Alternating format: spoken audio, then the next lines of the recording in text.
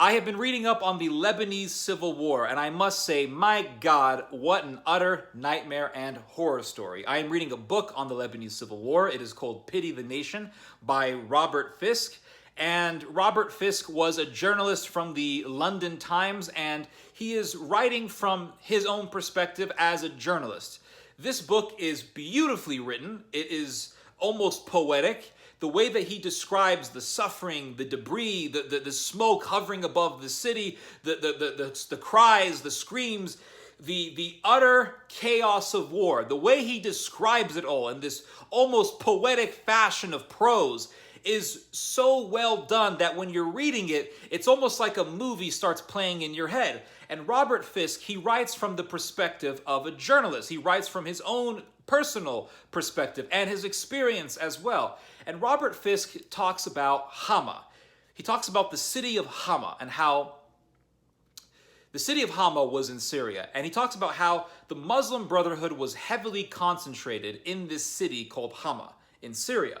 And he talks about how the Muslim Brotherhood was using the city as a base of operations to take over Syria.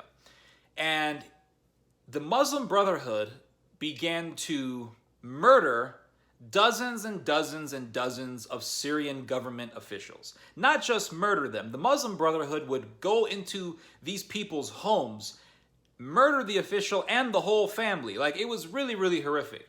They were murdering the family. They would murder the guy that they wanted to kill. It was really, really horrific.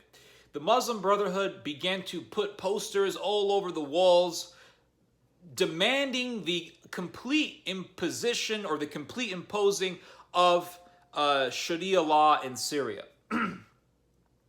And the Muslim Brotherhood became extremely well armed in Syria. How were they getting all of these weapons? It turned out that tons of weapons were being funneled into Syria through Turkey. And who was sending in the weapons from Turkey? It was literally Turkish Nazis who were led by a Turkish fascist by the name of Alp Arslan al-Turkis, who just so happened to be an operative who was being backed by the CIA. And this was a part of the Cold War Gladio policy of supporting Nazis and fascists and ultranationalists, because NATO believed that they could use these Nazis to form an anti-communist force. So the Muslim Brotherhood, being anti-communist, was being backed by the CIA through these Turkish fascists, being armed by the CIA through these Turkish fascists. So all these weapons are being funneled into Syria from Turkey, and now you have these Islamist militants with rocket launchers in Hama. They are murdering dozens of government officials. Syrian intelligence is having to pull all the posters off the walls, posters calling for the complete imposing of Sharia law in Syria. It was a very, very serious situation. And you had this faction within Syria, very influential, very well armed, and extremely determined to take over the country, overthrow the government, take over the country, and transform the entire country into a Sharia state. So it was a very, very difficult situation.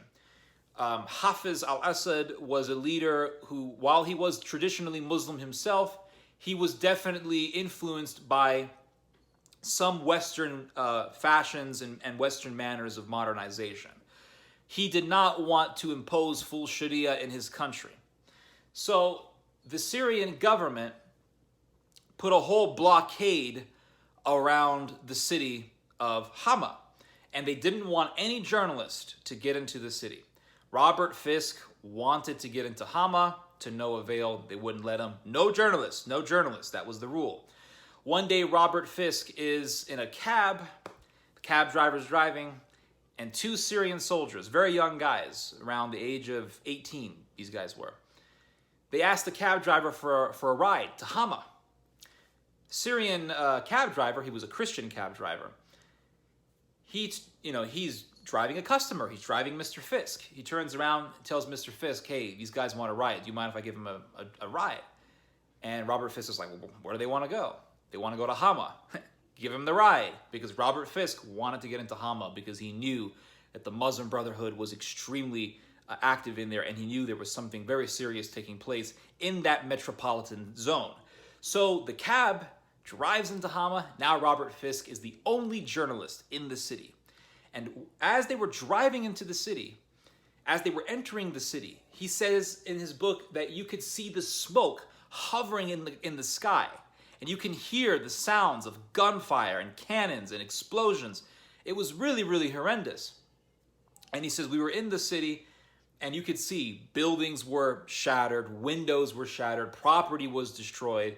You could hear gunfire constantly. It was literally a war inside the city. So Fisk starts talking to these Syrian soldiers, and they start telling him, like, there's a battle going on in the city. There's a member of Syrian intelligence who just so happened to be walking around, and he notices Robert Fisk, and he knows that guy's not Syrian. That guy's English. So the intelligence officer asks the soldiers, who is this guy? And they said, oh, he's a British guy. He helped us give us a ride, yada, yada, yada. The cab driver sees what's going on. Robert Fisk doesn't know what's going on because he doesn't speak any Arabic. But the cab driver knows what's going on. The cab driver tells Fisk, I'm getting the hell out of here. Fisk is like, why? Cab driver's like, member of Syrian intelligence is here, and he knows he doesn't like you. He knows you're not Syrian. So we're in a very dangerous situation. So Robert Fisk gets into the cab. They drive off. All of a sudden, there's a Syrian police officer who wants to ride. He wants to get the hell out of there. So he begs the cab driver for a ride. Cab driver feels sorry for him, lets him in the cab. They keep driving. All of a sudden, there's a woman with a hijab. And she runs in front of the car, and she's, with her hands clasped together like this, and she's begging the cab driver for a ride. She wants to get the hell out of there, too. Cab driver feels sorry for her, lets her in. So as they're driving, this officer starts saying, we're in the middle of a war. We are in the middle of a damn war in this city, a civil war. We're fighting our own people. And he said, these guys they're armed with rocket launchers.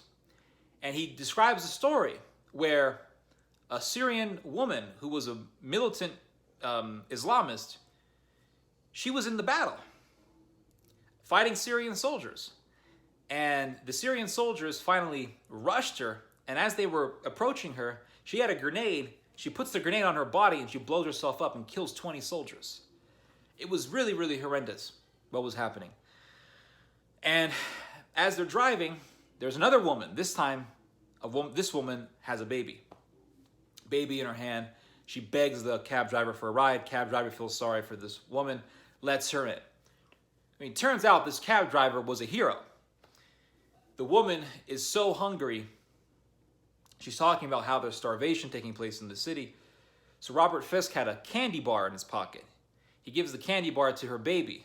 This woman pulls the candy bar from her own child's hands and eats it.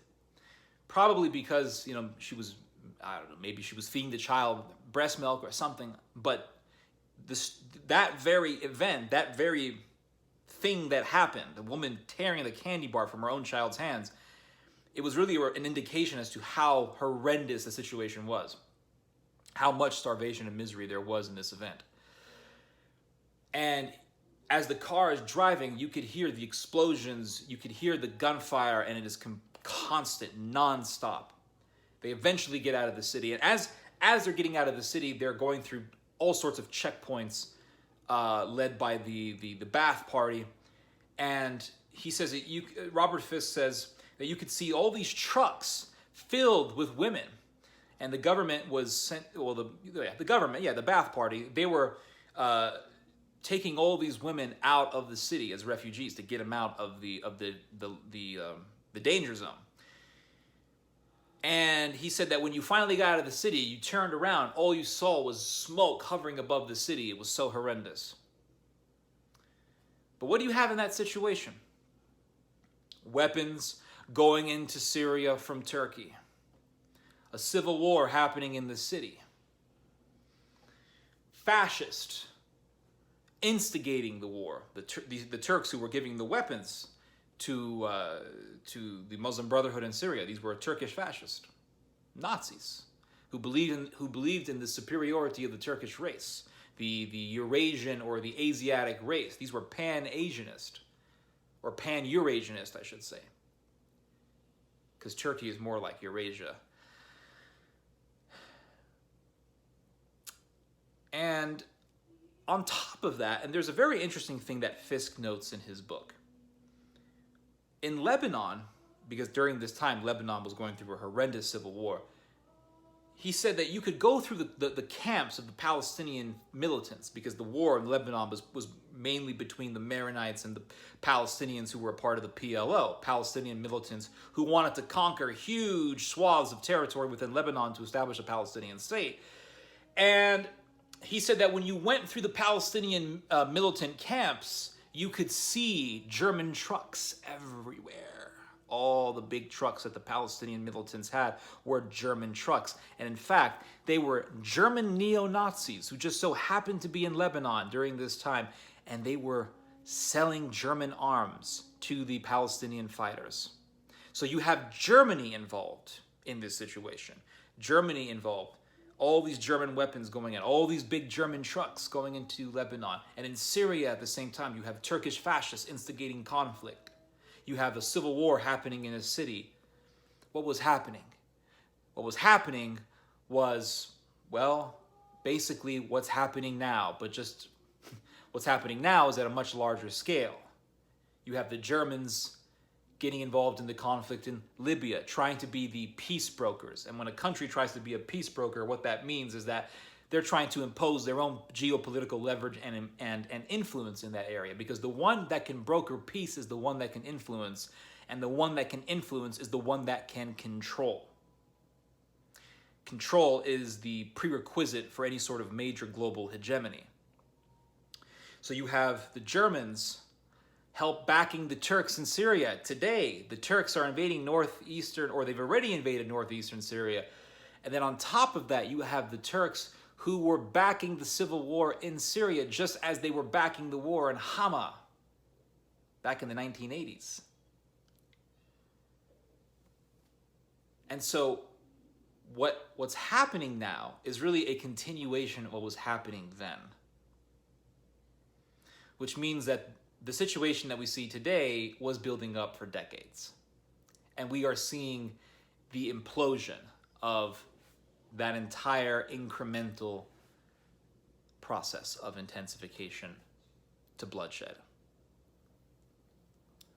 And you see this situation happening in the Caucasus, in the South Caucasus, with the Armenians and the Azerbaijanis fighting each other, killing each other. And who instigated that conflict? Turkey did.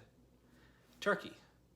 And because Turkey and Germany are like this, I can almost guarantee you that Germany also has a part in this. And I think as time goes on, we're probably going to be seeing more evidence to that. Just like Germany had a big part to play in the war in Yugoslavia. And you see the chaos that's taking place, or that has been taking place, in the South Caucasus between Armenia and Azerbaijan. But then you see all the outside players involved. It's just like what happened back in the past. Yeah, you had Syrians killing each other. Yeah, you had Palestinians and Lebanese killing each other.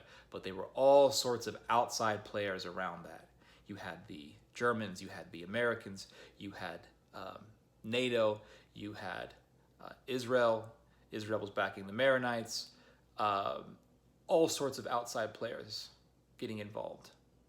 Same thing today. That's why when you look at a conflict, we're very tempted to pick a side. We're always tempted to pick a side. When the reality is that for the most part, and usually this is the case, there are no good sides. There are only tools, and they are the controllers of the tools, the ones who are handling the tools. And what you eventually find out is that the conflict is merely a means to an end for the handlers of the tools. When you have conflict, you have disorder. When you have disorder, there's always going to be a bigger country that's going to enter as the stabilizing force. And that stabilizing force could be good, in the sense of, for example, in the case of the Second World War, America brought stability to Europe. That was good. But many times the stabilizing force is only using the chaos to his own advantage. And we're seeing that now with Turkey pretending to be the peacemaker between Azerbaijan and Armenia. Russia also getting involved.